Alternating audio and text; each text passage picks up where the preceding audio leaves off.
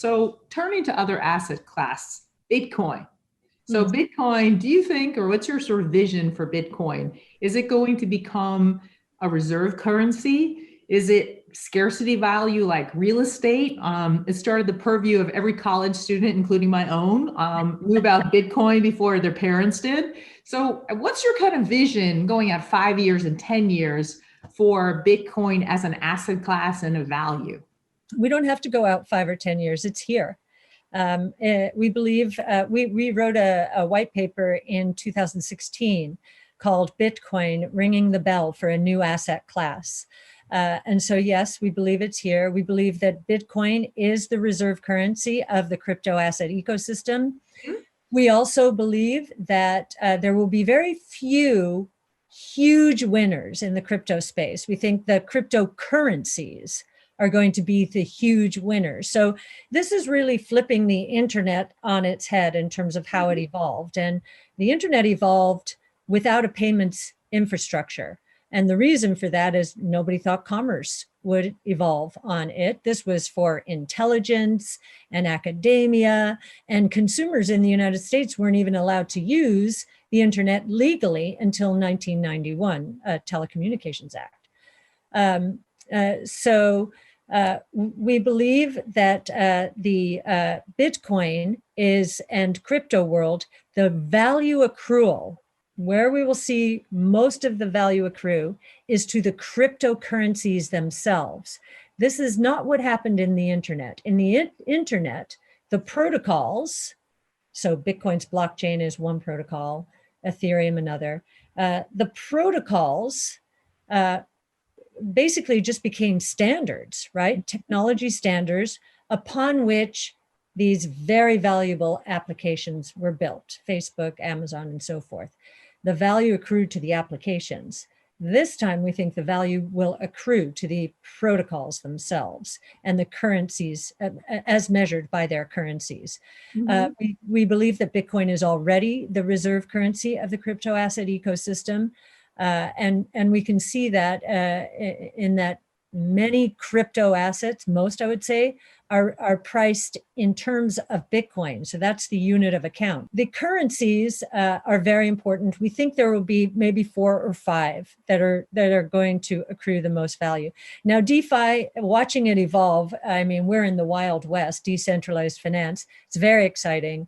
So that's probably why Ether is going to be another one. We do have a fund right now only with 2 currencies in it. This is a private fund, and that's Bitcoin and Ether, but we're scouring the scene. Some of the custody arrangements associated with others like Decred aren't quite there yet. So, you know, again, we're picking our spots carefully. And so, yes, we think it's an asset class. We think Bitcoin itself will, I was quoted in some paper, I never said this, but someone did some homework and added what I was saying up and said, you know, ARK thinks this is a $10 trillion opportunity when it came to Bitcoin. And I said, I never said that, but I did actually say it with the building blocks. We think institutional could be, institutional going to say 5 or 6% of institutional portfolios, again, very low correlation. And that's sort of where real estate and emerging markets went. That would add $500,000 to Bitcoin's price. So right there, that's nearly a 10-fold increase. If you look at playing the role of cash on the balance sheet, which is, we did not incorporate this into our institutional white paper because we didn't expect it, to be honest. But now we see Square and Tesla and MicroStrategy. They have diversified some. In the case of Square and Tesla, it's 5 and 8% respectively. MicroStrategy, it's 100% of their cash in Bitcoin.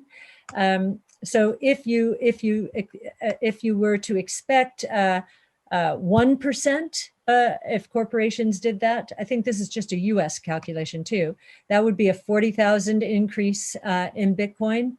If it's 10%, closer to where Tesla is, that would be a $400,000 increase in the price. So again, another 8-fold increase. So, and those are just 2 use cases. I mean, the biggest use case is an insurance policy for anyone in the world, to protect against confiscation of wealth. And part of that, it could be inflation with unhinged monetary policies.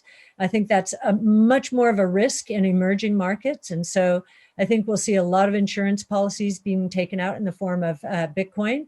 I often reflect that the Saudi princes probably wished that they had allocated some of their wealth to Bitcoin, because they certainly didn't expect their own cousin to confiscate it. But that happens all over the world in ways that we don't even understand.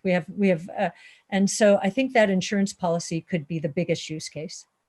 So it would be replacing gold. Plus, there's no carrying and holding cost. Exactly. Which is a huge win.